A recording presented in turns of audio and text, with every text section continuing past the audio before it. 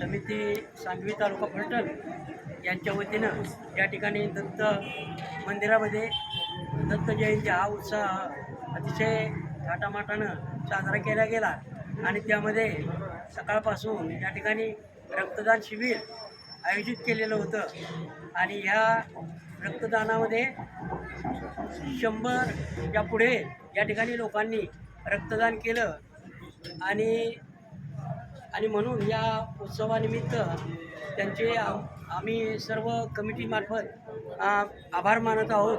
त्यांचे सदैव आम्ही ऋणी राहील.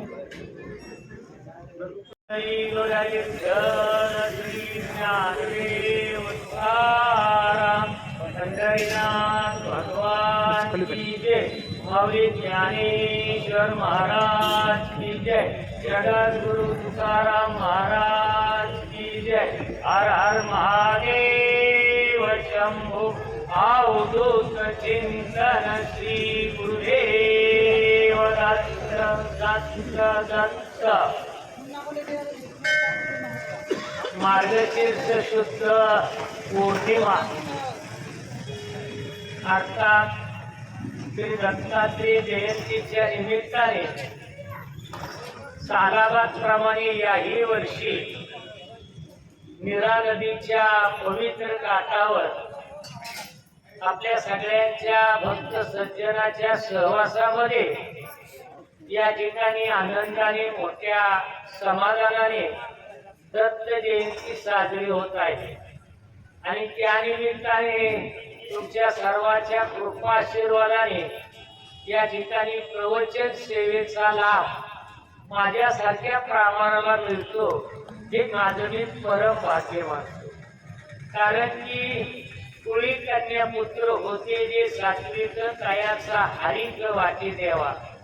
कुळामध्ये जर चांगलं काही जन्माला आलं तर ते कुळ टिकतं. कुळामध्ये जर काही चुकीचं जन्माला आलं तर ते कुळ बर्बाद होतं. काही कुळ चांगले असतात पण त्यांची पुढची पिढी टिकाऊ नसते. काहींची मागली पिढी टिकाऊ नसते तर पुढची पिढी चांगली असते. अशा पद्धतीने कुळाचा उद्धार करण्यासाठी आपल्या आईवडिलांचं नाव करण्यासाठी आपण आपला प्रपंच करत असतो आणि या ठिकाणी मोठ्या आनंदाने दरवर्षी या ठिकाणी दत्त जयंती साजरी केली जाते आणि अशा परमश्रेष्ठ पितृतुल्य असणाऱ्या व्यक्तिमत्वाच्या हस्ते त्यावेळेला कपाळाला मुठा लावला जातो. त्यावेळेला मला वाटतं खरं तर कपाळाचं भाग्य समजलं जातं. कारण की माझं वय त्यांच्या वयापेक्षा निम्म्याने कमी आहे आणि त्यांनी मला हार घालणं म्हणजे माझे खऱ्या अर्थाने हारच म्हटली तरी चालेल. एवढं मोठं भाग्य त्या माऊलींचं मला लाभलेलं आहे. रामकृष्ण हरी. रामकृष्ण. वय किती? 82 वय पार केल्यात. म्हणजे बघा अजून एक 18 वर्षे कमी आहेत आपल्याला. आपण शतक महोत्सव त्याचा मोठ्या समाधानाने साजरा करूया. तर खऱ्या अर्थाने या ठिकाणी आपण दत्त जयंती साजरी करतो. मी साधा सोपा सरळ तुम्हाला माहीत असलेला अभंग प्रवचनासाठी घेतो. 3 शिरे 6 हात तया माझे दंडवत.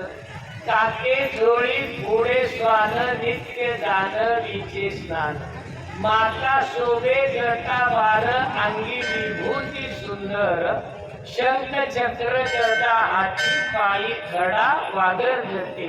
तुका म्हणे दिगंबर तया माझा नमस्कार.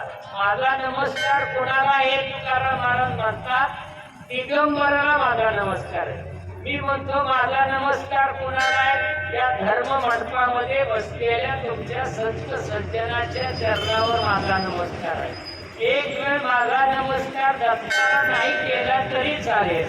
माझा नमस्कार भगवंताला नाही पोचला तरी चालेल. माझा नमस्कार महादेवापर्यंत नाही गेला तरी चालेल. माझा नमस्कार पंढरीनाथापर्यंत नाही पोचला तरी चालेल. पण ज्यांनी मला पंढरीनाथ दाखवलं त्या आई वडिलांना माझा नमस्कार असावा, म्हणजे तो नमस्कार दत्त महाराजांना जातो. देवाला नमस्कार करण्यापेक्षा देवासारखी श्रेष्ठ असणाऱ्या ज्येष्ठांना आई वडिलांना नमस्कार करणं हे आपलं प्रथम कर्तव्य आहे. म्हणून तुकाराम महाराज म्हणतात, तुकाराम महाराज काय म्हणतात, तीन शिरे सहा हात तया माझा दंडवत. तीन आपल्याला तीन माहिती, शिर म्हणजे डोके, तीन शिरे, हात किती झाले, सहा हात. आता तीन शिर कुठली, बघा साधी गोष्ट आहे. जुनी माणसं हिरवगार पान काढत होती, पानाचा देठ जोडायचे आणि बारकाईने तुम्ही बघत नसतात, चुनाला उताराच्या शिरा बघायच्या, शिरा, आणि ते पान युक्त करून त्यातल्या तीन शिरा काढायचे आणि आधी शिरा खायचे आणि मग ते पान खायचे. अर्थ कळला का तुम्हाला? काय मी शिरा म्हणतो नाही, आता महाप्रसादाला असतो तुम्हाला वेगळा, ते शिरा म्हणतो. शिऱ्यामधला फरक होतो तुम्हाला, ते शिरा करा. तीन शिरे म्हणजे कळलं, सकाळ दुपार संध्याकाळ. तीन झालं बालपण, तरुणपण, म्हातारपण. तीन झालं ब्रह्मा विष्णू आणि शंकर. तीन झालं आला, कर्तव्य केलं, मी आला. तीन शिर कळली. तीन डोकी म्हणजे तीन विचाराची नाही, एकाच विचाराची तीन डोकी एकत्र येणं म्हणजे त्याला तीन शिर म्हणायचं. जुन्या भाषेत त्याला तिकाटणं म्हणायचं, तिकाट. आणि बरेच वेळेला आपल्या अंगावर उतारा टाकून तिथंच उतारा टाकला जायचा, ते तिकाटणं आता बंद झालंय. आता चौकोनी, चौकोला, पण तिकाटणं कळलं तुम्हाला, तीन दिशेला रस्ते जातात, पण रस्त्याला जर नीट लागला तर आपल्याला रस्ता सापडतो. वाट सुद्धा वाट बघणाऱ्याची वाट लावते. आता ही वाट लावते आपल्याला बघितलं असं, पहिलं बरं होतं, देव लांब होता, आता किती देव जवळ यायला लागलाय, रस्ता किती मोठा लागलाय मला कळतच नाही. आणि या रस्त्याने जर तुम्ही डोकं नीट ठेवून नाही गेला तर शेजारीच लगेच कार्यक्रम, लांबी जायचं नाही तुम्हाला. म्हणजे तीन शिर कळलं का, एक मस्त पण तीन विचाराचं. म्हणजे घरात जर तीन डोकी असली, नवरा बायकोची पोराची, तर ती एक विचाराची असावं, त्याला म्हणावं तीन असते. तुमच्या आहेत काही एक विचाराची डोकी. आता एक विचार नाही, सकाळी बोललो तर दुपारी तुम्ही म्हणताय मी असं बोललोच नव्हतो, आणि संध्याकाळी म्हणतो मला असं बोलायचंच नव्हतं. ही तीन तोड. काय तीन तोडाचा कर का, एक मुखी असावं. पहिले बघा आळा घ्यायची, आळा अख्खी वैरण असायची, चिपाड ना चिपाड, पण त्याला तीनच चिपाड घ्यायची, त्याचा आळा घ्यायचा. आळा म्हणजे तुम्हाला आळा म्हणजे तो आळा असायचा. आळा बांधायचा बी असतो आणि जाताना तोडायचा बी असतो आळा. आता काय राहिलं ते, आता नवीनच निघाले, रेडीमेडच ते स्टीलचं येते गोष्टी. एवढी पेटी त्याच्यावर टाकली तर उचलला, आळा कळला तुम्हाला, चिपाडाच असायची पहिले. तीन शिरे कळलं म्हणजे भूतकाळ, वर्तमान काळ आणि भविष्य काळ. मी आता बोलतोय ते वर्तमान काळामध्ये, ऐकताय तुम्ही वर्तमान काळामध्ये, कालचं घडलेलं भूतकाळामध्ये आणि उद्या घडणारं भविष्य काळाचं. देव तेच सांगतात दत्त महाराज. तीन शिर म्हणजे तीन काळ. भूतकाळात जर चांगला वावरला असला तर तुझा वर्तमान काळ चांगला झाला. वर्तमान काळात जर तू चांगले कर्म केलं तर तुझा भविष्य काळ चांगला जाणार आहे. तू जर डांगडी केली भूतकाळात आणि वर्तमानात कसा जर नाचला तर भविष्य काळ सांगायची गरज नाही. म्हणजे आजचा म्हणजे भूतकाळ, बाप म्हणजे वर्तमान काळ आणि त्याची पुढली पिढी म्हणजे भविष्य काळ. आणि मग आपण म्हणतो बाप तसा बेटा आणि खान तशी मातीन, कुंभार तसा लोटा, पेरा तसं उगवण, आणि जशी दृष्टी तशी सृष्टी, आणि जशी सासू तशी सून. सासू जर निश्चित देवाला आली तर सून 2 दिवसांनी तर येईलच का नाही, पण तिला जर नाही सवड झाली तर सून येणार नाही.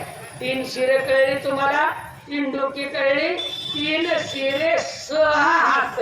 6 हात म्हणजे कुठले हो?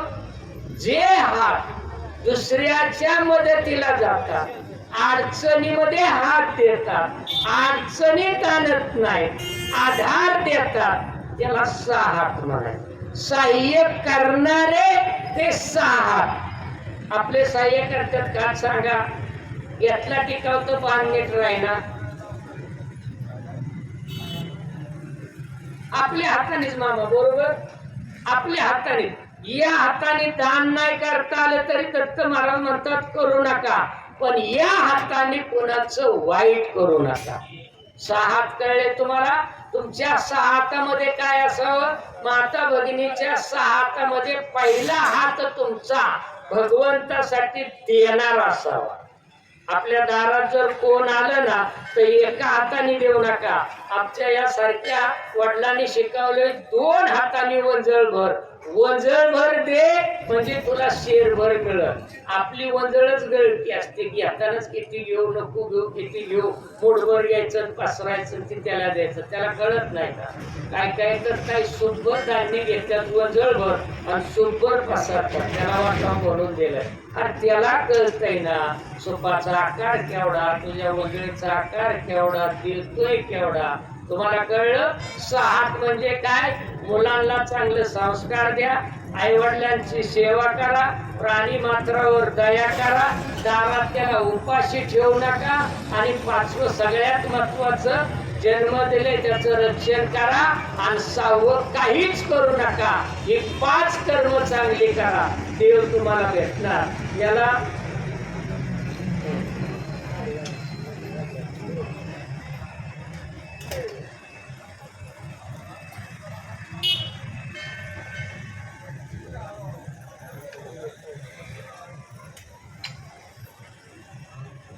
लक्षात आलं तुमच्या? ज्यावे आणून द्या. गडबडीत होत तस. बरेच जण येतात दत्त जयंतीला बिगर चपल्याच्या, जाताना चपल्या घालून जातात आणि मग म्हणणार माझ्या लक्षातच नव्हतं आणल्या होत्या का नव्हत्या, म्हणून मी त्याला आठवण करून दिली. बरेच प्रकार असतात. सात कळले तुम्हाला? तुमच्या सात कशाला असावं? एखादा जर अडचणीत असला तर मदत करावं. समजा मी गाळात पडलोय आणि बाबळे महाराज रस्त्याने चालले, ते लगेच काय म्हणणार, जय गुरुदेव रामकृष्ण हरी माऊली, कळत नाही का, दिसत नव्हतं का, एवढी कशाला घ्यायची, कशाला खाट्यात पडला. आता मी कशाने पडलो ती मलाच माहिती, पण ह्यांनी तर 12 एकराचं रान उरकून घेतलं आणि मास्तर कळत नाही का, दिवसा घ्यायची का. आता तोल गेल्यामुळे मी गुरुजी पडलो, फोडल्याची लाईट डोळ्यावाल्यामुळं. त्यांनी तवर 12 प्रकरण उकरून काढली. जनाची नाही, मनाची नाही, लाजबीज काय हाय का नाही काय, आम्हाला तरी बोलवायचं नाही का, आम्ही तुमच्यावर बसलो असतो. म्हणलं बाबळे महाराज मला खड्ड्यातनं काढा, आधार द्यायचा आहे ना. मग बाबळे महाराजांनी हातात हात दिले. मी म्हटलं देवच पावला दत्त महाराज. गुरुजी त्यांनी हातात हात दिला आणि त्यांचा उजवा पाय माझ्या बावक्यावर ठेवला. माझ्या बापाने त्यांच्या बापांच्या वरील का दिवय मदत लक्षात आली. अरे उजव्या हाताचं दान डाव्या हाताला कळलं नाही पाहिजे, याला म्हणायचं सात. सात म्हणजे कळलं ना बाबा, एक त्याला उचलत नाही. पहिले बघा, एक मामा असायचा मुलीचा, दुसरा नवरदेवाचा मामा असायचा आणि दोघांनी दगड उचलायचा का, सुपारी फोडायसाठी नाही. हे कार्य आपण दोघं मिळून पार पाडू. आता तू अडचणीत कसा सापड आणि तुझं कसं मोड, याच्यासाठी माझा हात चाललं. आणि मला वाटतंय नाही हात नीट चालला तरी जाताना कशात हात घालायचाय, कशात हात घालायचाय, सुपात हात घालायचाय. सुट्टी का नाही म्हणजे काय करा, दान धर्म करा, हाताने चांगलं करा. समजा एखाद्याची गाडी चिखलात रुतली, जुनी लाकडीच्या डाबोची रुतली गाडी चिखलात, तर तुम्ही काय म्हटलं पाहिजे, दत्त महाराज गुतू दे, अशीच गाडी गुतू दे, दत्त महाराज अशीच गाडी गुतू दे. आणि जर तुम्ही तिथं गेला आणि चिखलाचा जर काही नाही बघितला आणि ती चाक जर ढकललं, तुम्हाला वाटतंय 6 हात झालं. 6 हात म्हणजे एखाद्याचा तोटा न करता फायदा करणे म्हणजे 6 हात. 3 शिरे 6 हात तया माझा दंडवत. आता दंडवत म्हणजे काय, लोटांगण घालणं. लोटांगण घालणं कळलं म्हणजे मातीत जोडलं नाही. शिमग्याला नीटनीटका दुलवडीला मातीत आणि मग म्हणायचं दंडवट घालतोय. ते दंडवट नाही. दंडवट याचा अर्थ 2 हात जोडणे, 2 कोपरे टेकणे, 2 गुडघे टेकणे आणि दोन्ही पायाची बोट टेकणं, त्याला म्हणायचं साष्टांग दंडवट. आता राहिलं नाही साष्टांग दंडवट. असा घालायला जमत नाही. का जमत नाही? इमारती वाढल्या, बांधकाम अतिरिक्त झालं, त्याच्यामुळे वाकायला जमाना. इमारती कळल्या तुमच्या माझ्या तरी इमारती पर्यंत अजून तुम्हाला मांडी घालता येत नाही. फाउंडेशन तुमचं नीटनीटकं, पिलर चांगले, तुमच्या खिडक्या नीट बघत्या, तुमचे दरवाजे नीटनीटकं चालू आहे. हे जर एकदा पण झालं काय उपयोग आहे मला सांगा ना. कळलं ना तुम्हाला? आपलं हे शरीराचं फाउंडेशन नीट ठेवलं पाहिजे, मग दंडवट घालताय. सहज गुरुजी मला मगाशी भेटले, गळ्यात पडायला लागले. मला वाटतं चूक आहे, अरे तू लय लहान आहे म्हणून मी वाकलो. मी का वाकलो? मला सहज वाका येत होतं म्हणून वाकलो. एखाद्याची इच्छा असून सुद्धा त्याला वाका येत नाही का? इमारतीचं बांधकाम वाढत चाललंय. आपले इमारत गुडघ्यात किती बांधावं ते कळावं, दुसऱ्याचं इंचभर बी आपल्याकडे नसावं. पण बरेच जणाला आपल्या कंपाऊंडच्या बाहेरचं बी चालतं. त्या इमारतीचं काय करायचं गुरुजी? ही इमारत सांभाळा. हे मोठी इमारत आहे, त्यातला प्राण हा मोठा आत्मा आहे, हो निघून गेला त्या इमारतीला काढी लावतात. म्हणून भगवंताने सांगितलंय तया माझा दंडवट. दंडवट म्हणजे कळला? पूर्वी बघा 72च्या दुष्काळामध्ये तुमच्या वडिलांनी धोतराला दंड घातला होता. फाटल्यावर आईने 3 रंगाची तळपी त्याला दंड घातला होता. तो दंडवट कळला का? आहे त्या परिस्थितीमध्ये मी समाधानी राहणार. तया माझा दंडवत. तो दंडवत पहिलं चरण कळलं. 3 शिरे 6 हात या माझे दंडवत. काके झोळी पुढे स्वान नित्य जानवीचे स्नान. आता कशात जोळे? काके. मग काके जोळे किती वजनाची असावी? आपल्या खांद्याला पेलेली एवढं. म्हणजे दत्त महाराज काय सांगतात? झोळीचं भरलेलं पोट कुठं असतं? आपल्या पोटापाशी असतं. म्हणजे दत्त महाराज म्हणतात एवढं भरेपर्यंतच कमव, पुढच्याचा विचार करू नको, म्हणून ती सांगितले तुकाराम महाराजांनी. काके झोळी. आता भरली का झोळी तुमच्या सकाळ माझी? खरं खरं बोला, भरली का? कुठल्या बँकेत किती ठेवले ते आपल्याला बी कळणार संध्याकाळी झोपताना, आणि मग चक्रून जातोय आपण. बरोबर आहे. त्याच्यापेक्षा जोळीत कळली, आणि जोळीत देणारा आणि जोळीत घेणारा कळला का? तुमच्या दारात येतो म्हणतो भिक्षामध्ये, आणि तो असं जोळीचं तोंड उघडतो. जोळीचं तोंड मोठं असतं पण गाभारा छोटा असतो. लक्षात आलं? अपेक्षा मोठी असावी, पण नाही मिळालं ना तर मिळालेलं समाधान मिळावं, त्याला म्हणायचं जोळी. आणि मग त्या जोळीत तुम्ही सुपारी देता. तो घेणारा दानशूर असतो, तो झोळीतलं मुठभर काढतो आणि तुमच्या सुपात देतो. मला सांगा, ज्याला नाही तो देतोय, मग तुम्ही काय केलं पाहिजे? मला सांगा, दत्त महाराजांनी तुम्हाला देणाऱ्याच्या रांगेत उभं केलंय का घेणाऱ्याच्या? येणार आहे. आपण काय मागत करे याचे काय का? आपल्याला काय नाही का? तरी सुद्धा काय काय काय बघा, एवढीशी वाटी मोकळीच नेणार आणि शेजारच्या दुर्पाला म्हणा होय ग दुर्पा आहेत का तांदूळ, आणि मिळालेलं वेस्टिंगच विकलं 10 रुपये किलो. आणि जुळे भरायची कशी? मला सांगा, ही कवटी भरती का? तुम्हाला माहिती आहे का? गोंधळाच्या वेळेला जो गोंधळी येतो त्यावेळेला तो नाटाचा एक असा डवर घेऊन येतो आणि असं एक पोकळ्याचं मोठं भांड घेऊन येतो, गोल भांड. ते काय म्हणतं, हे पोकळा आहे सगळा, एवढाच भरू दे, मला काय त्यात देऊ नको. आणि राहिलेला कोटमा, त्यात कोटमा म्हणजे हे पोटाचा कोटमा भरू दे. तो करा मला कळलं ना, एवढंच भरू दे, उद्याचा विचार करू नको. मला सांगा, चिमणीच्या घरट्यामध्ये किती पोती धान्य? गोडवण कुठं आहे? बाजरी कुठं आहे? तांदूळ कुठं आहे? डाळ कुठं आहे? गोळ कुठं आहे? आपल्याकडं पहिली माणसं खूप हुशार होती. जुनं धान्य संपेपर्यंत आणि नवं धान्य येईपर्यंत जुन्या धान्याला हात लावत नव्हते. कणगी लिपून ठेवायच्या, लिपून कणगी. आता कणगी राहिल्या नाही, आता हार्वेस्टर आल्या. इंदुळा जरी गावाला शेत लावलं तर 10 मिनिटात 3 एकर गहू निघतोय. नुसतं कळलं? झोळी कळली का तुम्हाला? झोळी म्हणजे कळली? एवढी झोळी भरू द्या आणि एवढंच पोट भरू द्या. म्हणून तुकाराम म्हणतात काके झोळी. आणि झोळी कुठल्या खांद्यावर आहे? उजव्या खांद्यावर. उजवा हात काय करतो? दानाला असतो.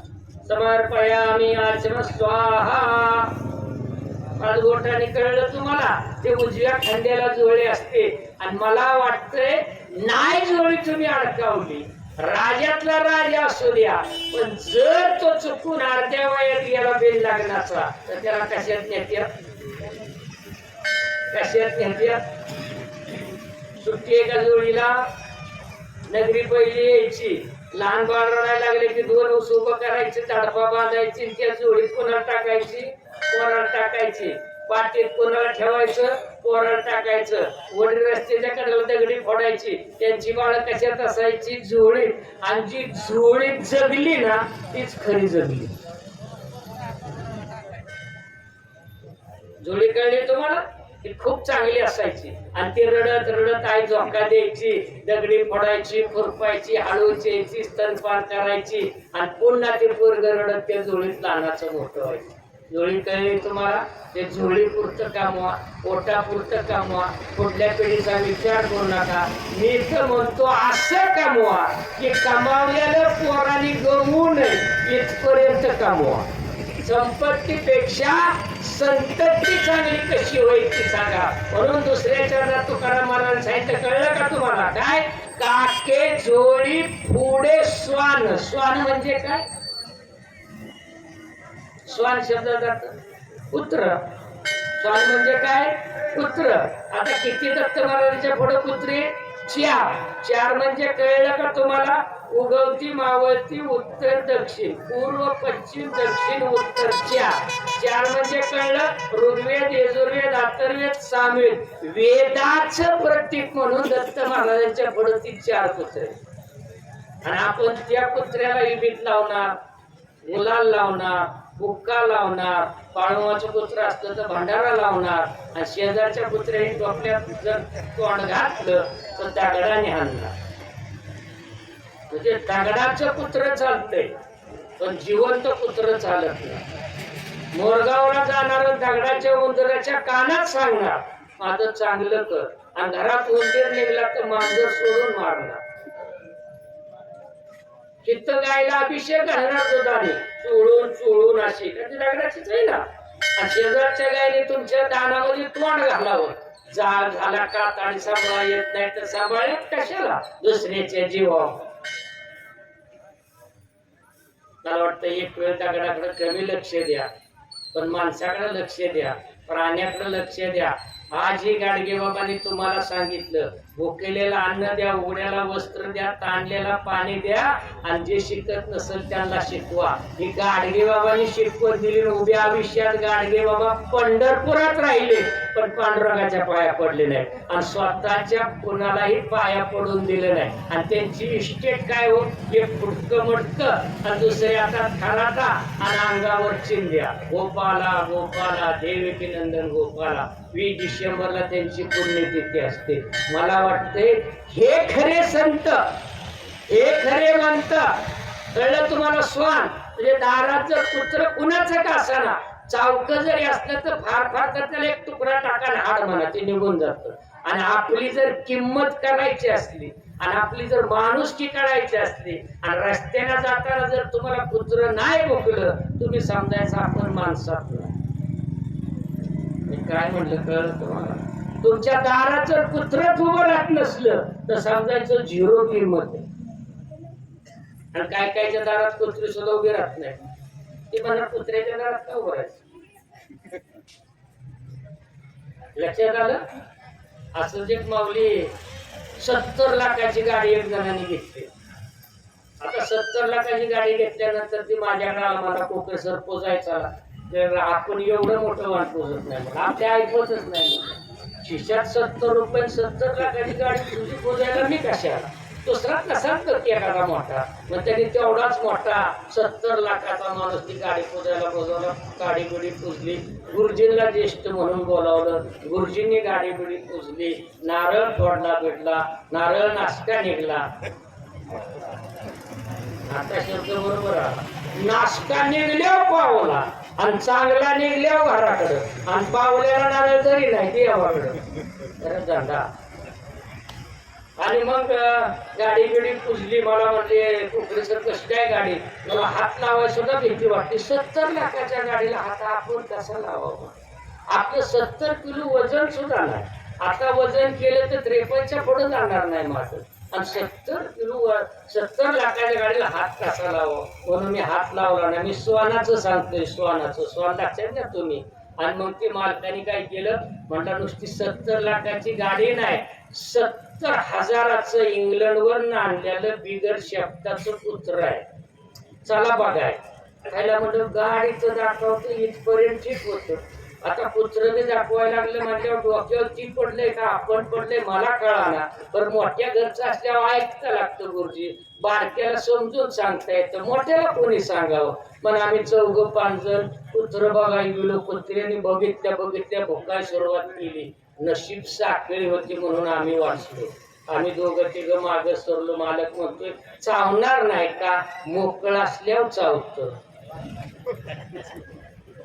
कुत्र त्या मालकाने कुत्र सोडलं कुत्र्याने आम्हाला दोघा चौघाला हुंगलं 70 लाखाच्या गाडीकडे गेलो आणि गुरुजी शहाण्या माणसाला कळायचं नाही उजव्या प्रदक्षिणा 5 घातल्या आणि कोण एक पैसे आलं की डोकं टेकवस पाठीमागं गेलं की डोकं टेकवस आणि 5 फेऱ्या झाल्या कुत्र्याने करायचा तोच कार्यक्रम केला आणि मग पुत्र गोखलन मला म्हणला कोकरे सर 70 लाखाचे असू द्या नाही तर 80 लाखाचं असू द्या आपल्याकडून सुट्टी नाही कळलं तुम्हाला स्वान आपली तीच अवस्था होती दुसऱ्याचे बघून भोकायची काय गरज आहे का त्याला मिळालं हे पुत्र असंच गेलं कापडाच्या दुकानामध्ये आणि भोकाय लागलं पुढचं भोकाय लागलं अरेच्या मला माझ्याच वार्डात तुझी दादा गेली 3 तारखेला गेलं 20 तारखेला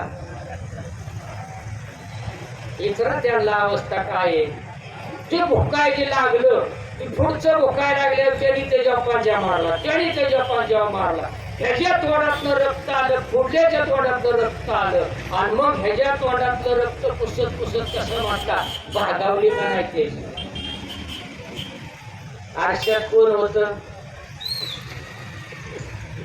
कळलं तुम्हाला आरसा कळलं तुम्हाला स्वान कळलं नित्य जानवीचे स्नान माता शोभे जटाभार जटाभार म्हणजे कळला जटा म्हणजे पूर्वी जटा होते बघा ते जोगतीने जायच्या देवदिशी जायच्या मुरळी असायच्या पुरीच्या डोक्याला तेलच लावायचं नाही त्या मग तशाच जटा व्हायच्या ते देवाला सोडल्या जायच्या हे तसं करू नका मी तर मुलींना सांगतो रोजच्या रोज आंघोळ स्वच्छता करा डोक्यावरून पाणी आठवड्यातनं एकदा घ्या आणि 4 दिवसाचा प्रश्न आला तर स्वच्छता करा पण लाजू नका ही काळाची गरज आहे दिवस बदलले तो ते जटाची जटा जोगवा नावाचा चित्रपट बघा ऐन वयात आलेल्या पूर्वीची बर्बादी कशी केली अजूनही परडी घेऊन पूर्वी तुम्ही कुठं लावता आमच्यासारखे तुमच्यासारखी जेजूरला गेल्या तर उमाजी नायकाच्या पुतळ्याच्या शेजारी 4 अशी कडवेची ती ताटं उभी करून जागरण चालतं एखादी लहान मुलगी नाचत असते आणि आपण तिच्या बरोबर जर फोटो घेत असला ना आई शपथ मल्हारी तिथंच कोपणार तो मुरळी म्हणजे कळले का श्रीकृष्णाच्या हातातली मुरली ती प्रतीक म्हणून मुरळी देवापुढे नाचत असते नाही आपल्या लक्षात काय आपलं चाललंय जागरण गोंधळ लक्षात आलं तुमच्या जानवीचे स्नान डोक्यावरली केस कमी करा आणि डोक्यामध्ये विचार वाढवा ही जाणीव करून देणारा तुकाराम महाराजांचा अभंग जटाभार कळलं का जानवीचे स्नान अंगी विभूती सुंदर विभूती कळली शंकराची वधी काय असते हो? मशानात राहायचं, तीच राग घ्यायची, अंगाला फसायची, तीच हाडकं घ्यायची, गळ्यामध्ये घालायचं. ते अवतारच रुद्राचा अवतार आहे. म्हणून तर प्रत्येक गावात भैरवनाथाचं देवळ दिले. आणि भैरवनाथाच्या देवळाचा दरवाजा माझ्या मते दक्षिणेलाच असते. एखादं दुसरं जर असलं तुमच्या गावात तर ठीक, दक्षिणेलाच का असता? की दिशा कशाचे? काळ भैरवाचे, काळाची दिशा आहे म्हणून भैरवनाथ. आणि आपण भैरवाकडे गेले की आपलं तोंड कुठं होतं? उत्तरेला होतं. आणि मग भैरवनाथ म्हणतो तुझा प्रश्न हेच तुझं उत्तर. आणि आपण नुसतं गुलाल लावून अष्टमीला मोकळं. मग लक्षात आलं तुमच्या? अष्टमी तुमच्या लक्षात आली, नाथ तुमच्या लक्षात आला, काळभैरव तुमच्या लक्षात आला, तुमच्या जाणवीचं स्नान लक्षात आलं, माता शोभे जटा भार अंगी विभूती. आता तुम्ही कुठली विभूती लावायचं? आपण उठल्या बघा, पूर्वी मार्गशीर्ष महिन्यात आणि कार्तिक महिन्यात ही माणसं गरम पाण्यामध्ये तीळ टाकायचं, लिंबाची पाला टाकायचा, 2 महिना आंघोळ करायचे. त्याला अभंगे स्नान म्हणायचे. आता 2 दिवसाचं अभंगे स्नान राहिले ते उठणं, ते उठाना त्याला उठवावं लागतील, मग उठणं लावावं लागते. बसला तर परत उचलावं लागते, तेव्हा बाथरूम मध्ये द्यावं लागतं. बाथरूम मध्ये बसला तर परत वगाचा वाली ओढून काढावं लागतंय. या अभंगे स्नान कळलं का? विभूती, अंगी विभूती म्हणजे फक्त शरीर स्वच्छ करू नका. तर तुकाराम महाराज म्हणताय कातडीची जेवढे तुम्ही रक्षण करताय तेवढं मन तुमचं स्वच्छ करा. मन वडाय वडाय उभ्या पिकातील ढोर किती हाकल हाकल फिर पिकावर येत. म्हणून तुकाराम महाराज म्हणतात माता शोभे जटा भार अंगी विभूती सुंदर शंख चक्र गदा हाती. काय हातामध्ये? शंख चक्र गदा हाती पायी खडा वागर जती.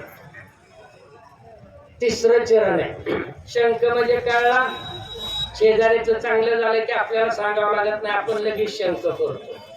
तो शंख वेगळा. शिमग्याच्या वेळेला बोंब बांधतो, तो शंख वेगळा. बाप गेल्या पोरग सगळ्याच्या समोर मडकं फोडून बोलतो, तो शंख वेगळा. ठाणा पोरग बोलतो, तो शंख वेगळा. शंख याचा अर्थ ते देव सांगतात मी ब्रह्मदेव बी आहे, विष्णू बी आहे आणि शंकर बी आहे. तुझी वेळ आता उरकत आली म्हणून ते सांगतात आता उरक. मग तू म्हणणार आता एवढा फडवा आहे, तेवढा जाऊ द्या, निडवा राहिलाय, पेरायचं राहिलंय, बाळवायचं राहिलंय त्या नातीला, आणि तेवढं त्याचंही बघू द्या. काही नाही, एकदा शंख वाजला. पूर्वी महाभारतात 2दा शंख वाजायचे कुरुक्षेत्रावर. युद्ध सुरू होताना एकदा शंख वाजायचा आणि दिवस मावळला की शंख वाजवला की युद्ध बंद व्हायचा. आता आपल्या घरामध्ये फक्त पूजेला शंख ठेवलाय. शंख वाजत नाही एवढी आपली तोंड वाजते. शंख कळला? शंख म्हणजे सावध करणारं साधन दत्त महाराज हातात दिलंय. शंख चक्र, चक्र कळलं का? जन्माला आलाय, 50 वर्ष झाली माझी, 75 वर्ष झाली, 25 वर्ष झाला रे, 18 वर्ष झाला रे, 81 वर्ष झाला. चक्र फिरत राहत फिरत्याचा का वरती देशी मातीला आकार तू वेडा कुंभार. चक्र तुमचं कळलं का? चक्र बापाकडे राहायचं लग्नापर्यंत, लग्न झालं की चक्र फिरलं, सासरला आला, सासर माहेर चक्र फिरत. आणि आपलं सासरवाडी चक्र फिरत. सासू आली की गादी, आई आली की पोत्या, फिर चक्र. तुम्ही हसला म्हणा, अनुभव असेल, मला काय मी चक्राचं सांगतो. आणि चक्र कसं फिरतं? उलट फिरत नाही, असं फिरतं बघा. जन्माला आलाय, थोडा मोठा होणार, शाळेत जाणार, लग्न होणार, पोरं होणार, ती मोठी होणार, त्यांचं लग्न होणार, तू मरणार. दत्त महाराज सांगितलं चक्र थांबत नाही, तुम्ही थांबला तरी. कसं थांबलंय? आता पाळला तर रामयात्रेला हायस्कूलच्या पुढं असं करत होतं बघा. बसताना बरं वाटतं, आणि असा पाळणा वर गेला की आताडी डोळा वाटल्या.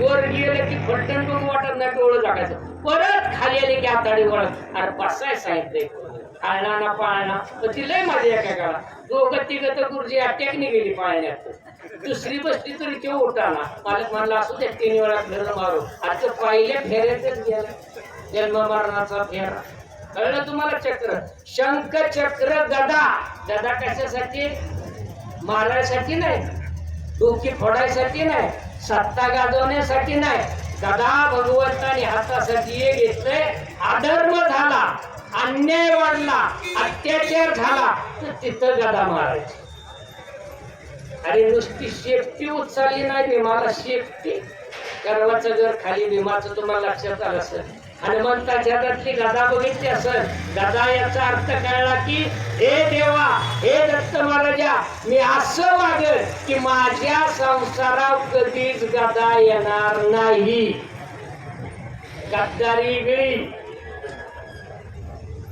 काय झाडी मी गरजेचं सांगतो तुम्ही कुठं जाऊन वाचा गदा लक्षात आली तुम्हाला आणि गदा बरीव नसती पोकळ असते गदा तेच सांगते लय मस्तीत राहून खूप पोकळच आहे वारा आला भारा भारा इकडून गेला तिकडून मोकळा झाला म्हणून दत्त महाराज येतात काय गदा आणि गदा अशी नाही तुम्ही मूर्तीकडे बघा गदा अशी टेकावली का वेळ आली तरच उचलणार म्हणजे माझ्याकडे लय म्हणून मी मस्तीत राहिलो ना तर माझं सुद्धा जाणार हे गदा सांगते तालात राहा नीट राहा लय मस्तीत वागू नकोस ऊन पडलंय म्हणजे सावली येणार आहे रात्र म्हणजे उजाडणार आहे खरं म्हणजे खोटं पाप म्हणजे पुण्य तुझं म्हणजे माझं हे कळतं त्याला म्हणायची गदा शंखचक्र करला शंखचक्र गदा हाती पायी खडा वागर जळते खडावा म्हणजे काय रे शँडेल चप्पल नाही पाण्यात रंगूट नाही खडावा म्हणजे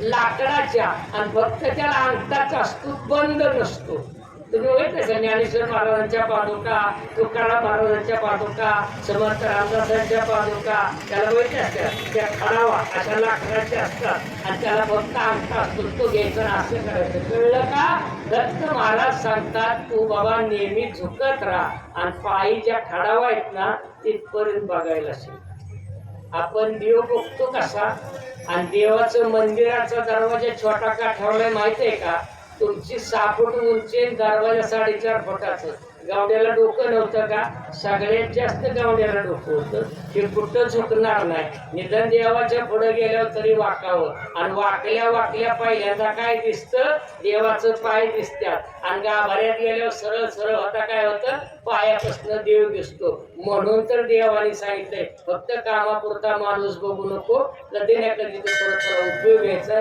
म्हणून लक्षात ठेव आणि बरोबर दरवाजाला हात लावल्या हात कशाला लागतो गणपतीला लागतो किती भारी असतं आणि उमऱ्यावर काय असतो दैत्य त्याच्यावर पाय द्यायचा माझ्यातला दैत्य उमऱ्याच्या बाहेर ठेवतो आणि हे गजानना तुला घेऊन देवाकडे जातो पाय गौडी हुशार होते आता तर घर बांधलेलं वास्तुशांतीच्या आधी पडते आणि तळवट लावून वास्तुशांती करावं लागते का रंग द्यायचा राहिले मन भेटात पडतंय जुनी बांधकाम होती 2.5 फुटाची मातीची त्यांनी स्वतः माती आणून स्वतः इटा पाडून दगडी रचून त्या गावड्याच्या हाताखाली दिले आणि त्याच्यावर पत्रा टाकलेला लिंबाचं ती आडण बिडण तसं होतं पहिलं मी घरात लय होतो आता रात्रीच बांधला तयार होतोय रात्री सकाळी बघितलं तर वास्तुशांती संध्याकाळी बघितलं तर जेसीबी परत बोल सापाट पहिली घरं चांगली होती लक्षात आलं तुम्हाला शंख चक्र गदा हाती पायी खडा वागर देते